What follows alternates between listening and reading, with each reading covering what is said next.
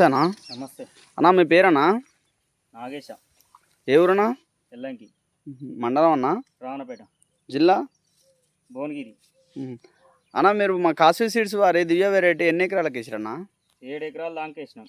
7 ఎకరాలు దాకేసిరా? దాకేసినాం. అన్నా, ఎట్లా ఉందన్న వెరైటీ? ఈ దానికన్నా మంచిగానే ఉంది ఇది. మన దివ్య ఇది. దివ్య బాగుందా? మంచిగానే ఉంది దానికన్నా. ఇప్పుడు అంటే మీ పక్క పొలం కన్నా ఇది బాగుందంటారా? 4 రోజులు ముందు వేసినాం దానికి. 4 రోజులు ముందు వేసినా ఇది వర్షం పడుతుంది కాబట్టి ఇదే ముందు అవుతుంది. ఇంకా దానికన్నా ఇది వాన పడితే ఈ దాంతో పాటు వస్తుంది ఇంకో వారం రోజుల. ఓకే. ఈ విత్తనాన్ని అందరు రైతులు వాడుకోవచ్చు అన్న? మరి వచ్చింది మంచిగా కేనేం లెక్క కింది నుంచి మీ దాకా గట్టిత్తులు ఉన్నాయి దీనికి. తాళ్ళు వేరే విత్తనాలలోనేమో కొన్ని తాళ్ళు కొన్ని అవి ఉన్నాయి. ఓకే, కొసగింజ వరకు ఇది గట్టిగానే ఉంది. దానికి దీనికి 44 ఇత్తులు ఎక్కువ ఉన్నాయి. 44 ఇత్తులు అంటే వేరే కంపెనీ దానికి దీనికి. ఓకే, లెక్క పెట్టిరా మీరు? మీరు లెక్క పెట్టిరా అన్న? లెక్క పెట్టినా.